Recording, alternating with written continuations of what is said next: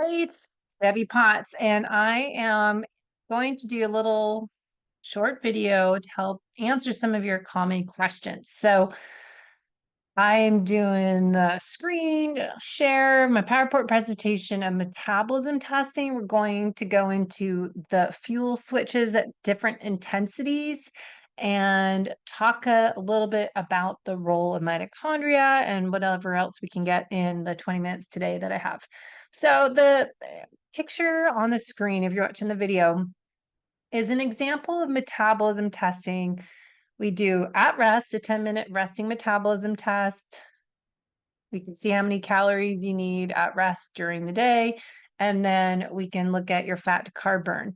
When we are doing an exercise test, the intensity is going to go up depending on the protocol that we're doing, and we're tracking your oxygen coming in, your carbon dioxide going out, and from that we get a lot of different pieces of information. So the example here is the heart rate is increasing, and then we can see the fuel switches of fat to carbohydrates.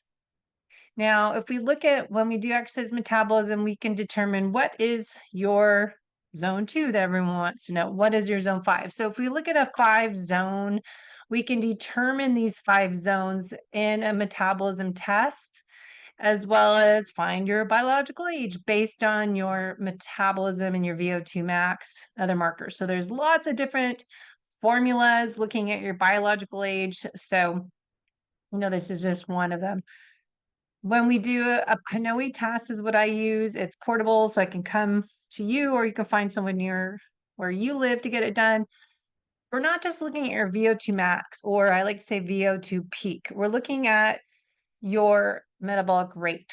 How many calories do you need at rest and with exercise? If you're trying to lose weight, gain weight, maintain weight, fat to carb burn at rest, that will help us determine, do you need to adjust your macronutrients? Do we need more strength training? Often the case, and more protein.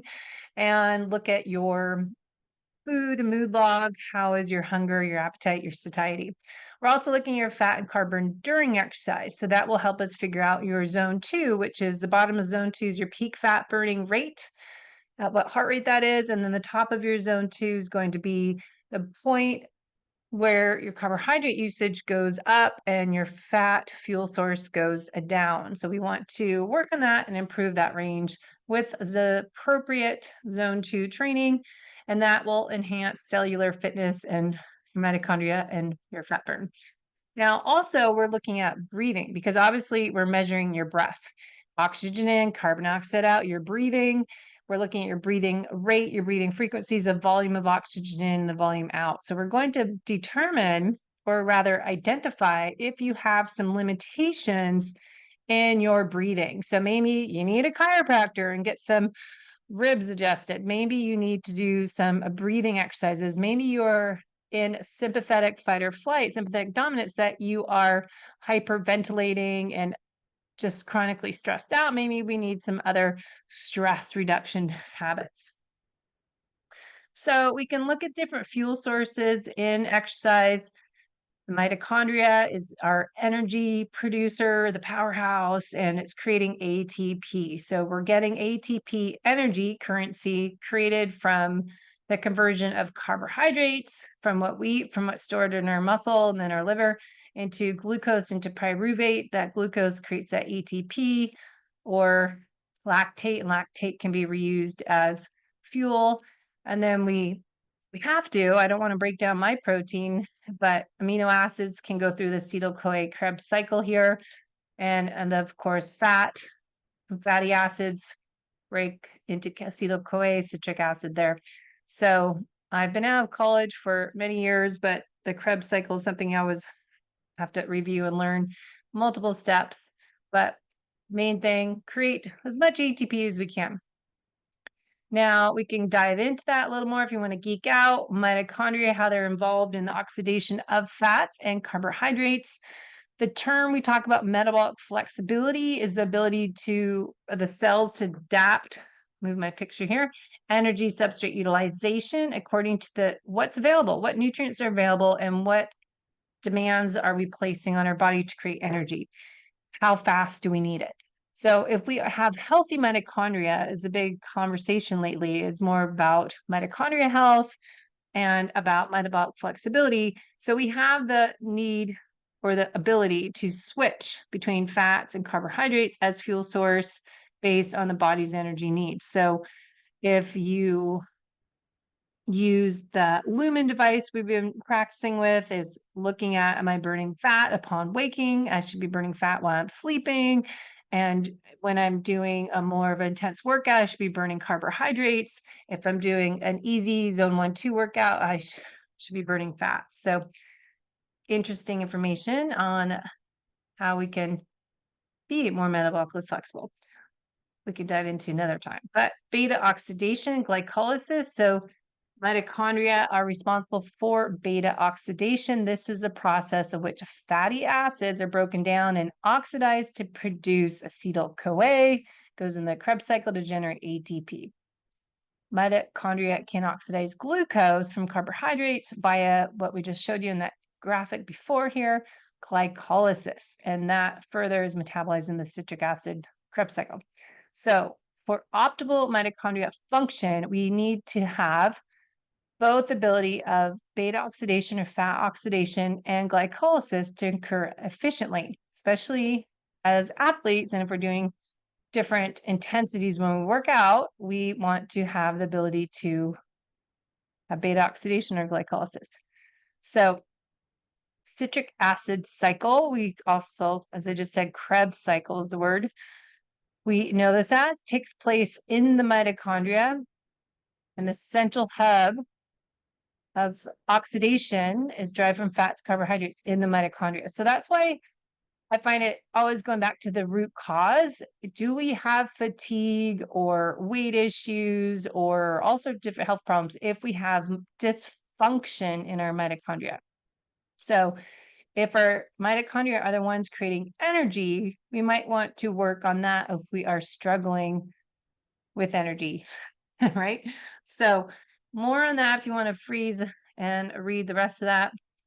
Another good chart I love sharing with clients is this one I have from the Pinoy program that they used to have. They no longer have this. So I am saving it and sharing it.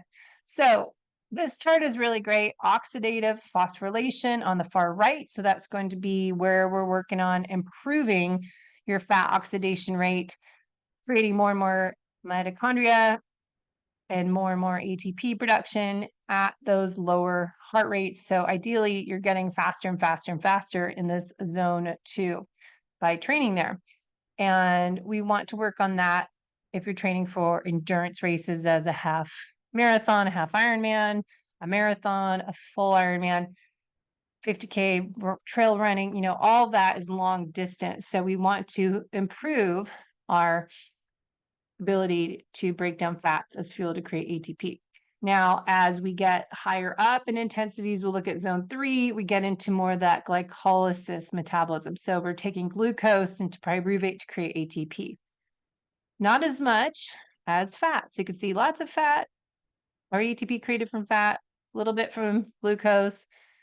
And then we get a little more higher intensity. We're getting the phosphagen system, so creatine phosphate, and then free ATP. So when we're doing interval training, high intensity interval training, zone 4, if we're doing sprint interval training, that's zone 5, you can see the energy fuel sources switch. And we can identify what those heart rates are for you based on your breathing frequency, as well as you can see the fuel switching in your zone 2 to zone 3.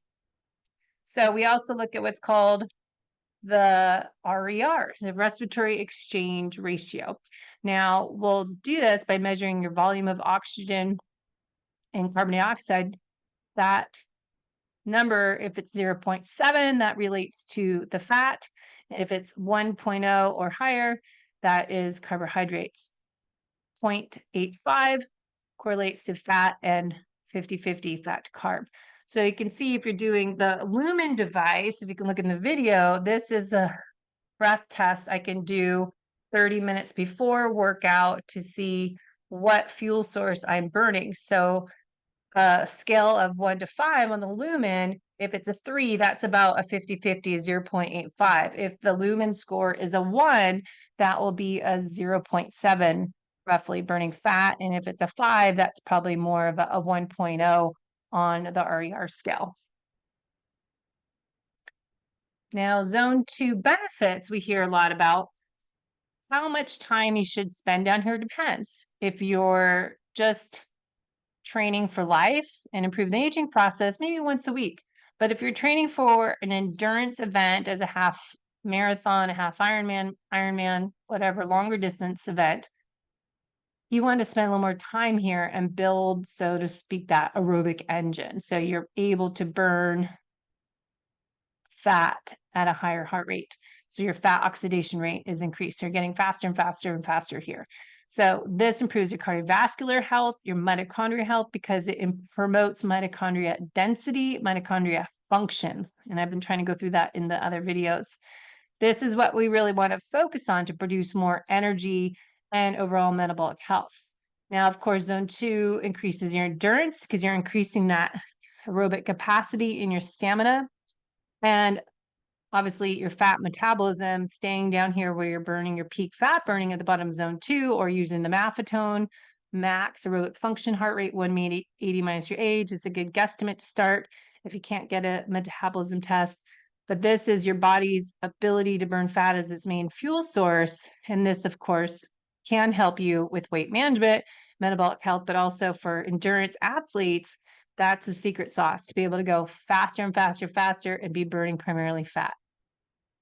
Recovery, low impact nature, we have less oxidative stress in these rates. Now, if we're doing zone 4 HIIT training is zone 4 to zone 1, or sprint interval training is zone 5 to zone 1. These are more the short bursts. It's zone 5 doing a 10 to 30 second sprint.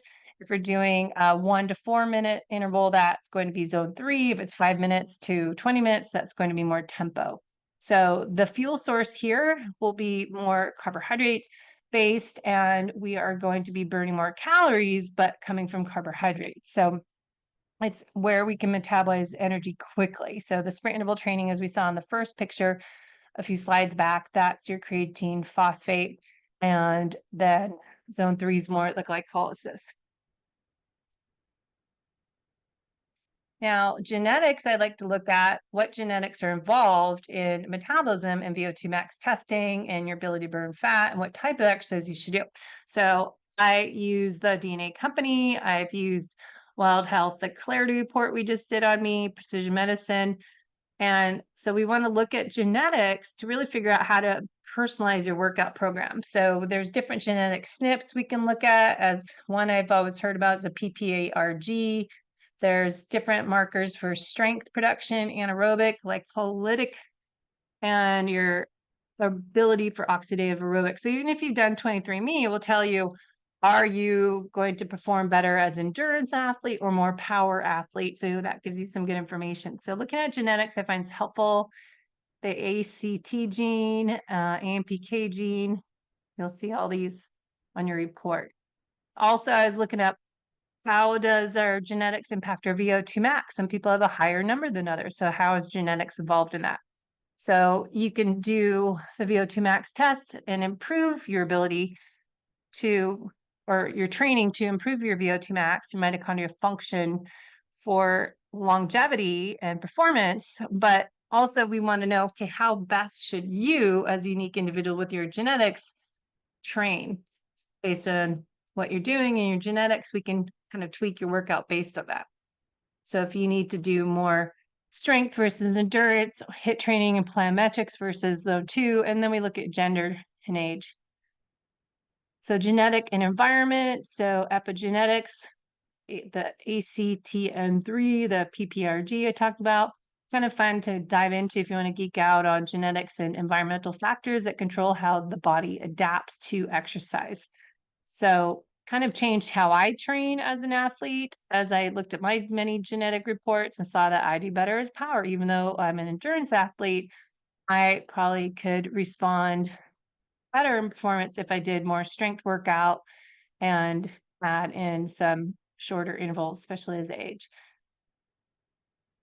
So more genetic SNPs, The main one, as I said, the PPARGC1A, PPAR gamma, the alpha, let's say ACTN3, nitric oxide, ACE, those are all important ones to look at.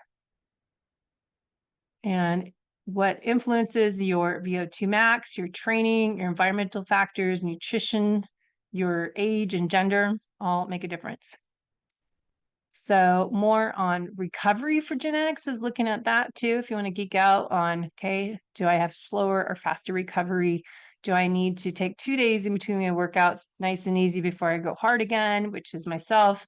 CRP is a genetics SNP. You can look at interleukin 6, the NRF2. So those are all interesting to look at.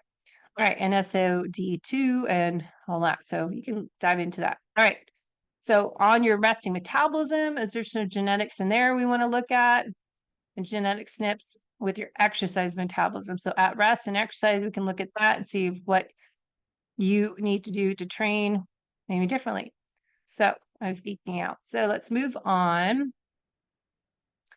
and look at the fueling. So again, another chart in how the fuel switches, the aerobic glycolysis system or your fat oxidation is more what it's called these days, glycolic anaerobic glycolysis. So it's not really your aerobic or anaerobic. You can see this slide even shows this, that your fuel's kind of switching and it overlapping. So you're not just aerobic or anaerobic is kind of the new thing. And there's not that marker. It's just kind of flowing into the other. So zone 2 for training, for sprint intervals, for longevity, and combining both. So if you're just trying to do longevity, we might want to look at your workout program a little differently than if you're training for performance. So again, your fuel switches. You do burn more calories doing sprint interval training, but you want to make sure you're doing those correctly, going down to zone 1 before you go into the next interval. But if you're poor at burning fat, we may just need to stay improving your fat burning efficiency first before we add too many intervals. Zoning and fueling, I kind of went into this in a previous episode. That fat releases more energy than carbs when burned, so 9 calories per gram versus 4 calories a gram, but a slower burning process. So this is why we want to use fat for fuel at lower exercise intensities where the rate of energy demand is lower. So then, of course, opposite is carbohydrates require less time to burn and can support higher intensities, and the rate of energy demand is larger. So you'll see the energy switches depends on the intensity and how fast we need to fuel. So we've got zone 1 to zone 2, zone 3, zone 4, and zone 5, the sprint interval training we'll get into. So we can figure that out with PNOE metabolism testing, or again, you can use Maffetone, max aerobic function, heart rate range, 180 minus your age, and stay in there. And then sprint interval training would be go hard as you can, but the recovery is going to be longer. So another infographic, energy. Yes, you're burning a lot more calories at sprint interval training, but again, you want to get the right balance of your zone 2 to interval training to sprint interval training, depending on the person. Where are your limiters? What are you doing too much of? A lot of times people are doing too much sprint interval training or doing it incorrectly and really just doing zone 3 training. And then they're not really doing zone 2 if you're trying to train for a race. So we're looking at our fat burn efficiency when we're doing the testing, looking at that crossover point and determine your zones. Zone 1 is going to be for your warm-up recovery. Zone 2 is where we're working on your mitochondria function to improve that fat burning efficiency for long sustained distance. And this is really working on that mitochondria function here, and this will help recovery, so you recover faster because there's less oxidative stress. Another infographic, how much fat to glucose. You can see the differences. So depending on what fuel source, what intensity, what your purpose is, what your goal is, race or no race, race of life. Zone 3, they say on the reports, will help the lung or heart problems. So you're kind of staying here to moderate intensity, strong stimulus of heart and lungs without being exhausted or overly strenuous. And there's zone 4, help you improve VO2 max, ability to sustain high intensity exercise for improving lactate shuttling. So as I said before, Lactic acid isn't a thing that's kind of a myth. It's more lactate, the fuel source that's being produced as a byproduct of anaerobic metabolism, can be used as fuel by your muscles. As long as your body can clear the fatigue byproducts faster than they're being produced, you don't have that buildup. So what you're doing is improving your lactate shedding capability. The greater ability you can sustain the higher intensities of your exercise intensity for longer periods of time. So the more you can kind of get that lactate out of the system and back in it to recycle it. That would be in zone 4. Now, zone 5 is where we really want to focus on even more improving your VO2 max, especially if you look at aging female athletes. We want more time here, according to some of the research Dr. Stacy Sims has shared. Men may need more time in zone 2 than women. So I look at your age, your gender, what you have been doing, what your test says, and what you're struggling with. And of course, your goals. Creatine, a good thing to look at, especially women. It's not just performance, but also brain health for all of us. But looking at the energy system, if you are doing more heavy lifting and sprint interval training, you probably need to look at creatine as a supplement. I just dump 1 scoop, 5 grams in my water bottle, and I don't even taste it. So I use creatine, or I have some Thorn that you can get on my full script link. Keon, I have always a discount code for everything. So Keon, I think it's Debbie and Keon, Debbie plus Keon. But that really is something to look at if you're doing some interval training and you feel you need a little extra boost. So looking at creatine and mitochondria efficiency, just a side note, improves ATP production, reduces oxidative stress is the big thing I'm looking into lately, enhance mitochondria function by increasing the expression of genes involved in biogenesis and mitochondria biogenesis. And then protective against mitochondrial damage. Creatine is shown to exert neuroprotective effects, partly through its role in maintaining mitochondria integrity function. So here's a chart I like to share, and I wanted to do this today. So down at the bottom, cardio, you're doing your zone 2, 40 minutes, 45 minutes is good. If you're training for a race, this is where you'll do your long run or your long bike or long swim once a week. Maybe you need an easy, short 45-minute weekday run. Maybe your short means 20 minutes to you, but just staying in your zone 2, your peak fat burning rate range for that duration. No intervals, just should be nasal breathing. I can stay here forever, hold a conversation. I can sing a song. I'm having a good time. Now, when we're doing closer to race, I might have you start doing some race pace pieces. So we call this tempo, 10 to 20-minute pieces. But the recovery, the intensity is in zone 3. The recovery is 4 to 8 minutes. So 2.5 to 1 ratio of work to rest. Now, when we get to intervals, we can break it down into long intervals, medium, and short intervals. So if a long interval, I might be top of my zone 3, bottom of zone 4. This is kind of right around that popular 4x4 Norwegian intervals that you're doing 4 minutes at the bottom of zone 4, holding it. I think what I see, I've listened to the podcast and Dr. Rhonda Patrick talking about this Norwegian 4x4.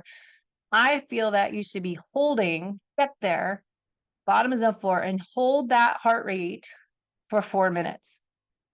The recovery 4 minutes should be back down in your zone 1, and you're down there for 4 minutes, not just get there within that 4. So 4x4. Anyway, so the medium length intervals would be 30 to 90 seconds. And then sprint interval training would be 10 to 30 seconds. Important thing to point out here. My video picture is on top of where it says here. Let me change this, move my picture. So if you're doing work to rest ratio, you're up in zone 5, going all out, 10 to 30 seconds, 8 to 10 of them. Your work to rest ratio is 1 to 2. That means I'm going all out 30 seconds. I'm going easy for 60 seconds. Get your heart rate down. You're in zone 1 for this. So whenever that you see this column here, recovery duration, That's how long you're actually in zone 1, not how long it gets you. So you don't start that recovery timer until you're down there. That improves the more you do this type of training. Faster your heart rate drops, the more fit you are. So this would be your zone 4 HIIT training, 30 to 90 seconds, rest 30 to 90 seconds, zone 1. Zone 4, zone 1. I'm doing, say, 6 to 8 rounds of 30 seconds to a minute, maybe. Right? So this is long intervals. I'm doing 5 minutes, and then I'm going easy 5 minutes, something like that. Or you're going 5 minutes hard, top of zone 3, 2.5 minutes easy. So play with that, but look at this work to rest ratio. That's a big part people are missing. Okay. So last little bit, we can go into next time mitochondria function, how that's improving with exercise and strength training. And talk about how to get rid of the dead mitochondria cells, important part of cellular health, removing damaged mitochondria to prevent the accumulation of dysfunctional mitochondria, which leads to cellular damage and, I would say, aging and disease. So exercise, eating the right foods, matching your fueling with your intensity, eating a lower carb intake when you're doing a zone 1-2 workout. So that's where we can use Lumen. That's where the S fuels, I like how they have their fueling system based on your intensity. So their fuel is now called zone 2 or zone 4 or zone 5. So you can match your fueling with your intensity. Duration of exercise, just a side note, short duration can stimulate mitochondria biogenesis. So yes, doing the sprint interval training can improve your mitochondria, creating new mitochondria as much as zone 2, and also improve your VO2 max. But how much time you should spend doing sprint interval training a week, maybe 2 to 3 times a week, and then 1 to 2 zone 2. Or maybe you need 3 days zone 2 and 1 or 2 days of the sprint. So it's going to depend on the person and their exercise history, and again, their age, gender, goals, and what race or type of event you're training for. Longer duration, zone 2, even zone 1 a little bit, improves your endurance capacity, mitochondrial density, because you're working on that fat oxidation metabolism. So your mitochondria are improved with sprint zone 5, which is all out 10, 30 seconds, recovery 30 to 60 seconds, and zone 2. But if you're training for a half Ironman or half marathon or longer, do you need to be able to go the distance? Yes.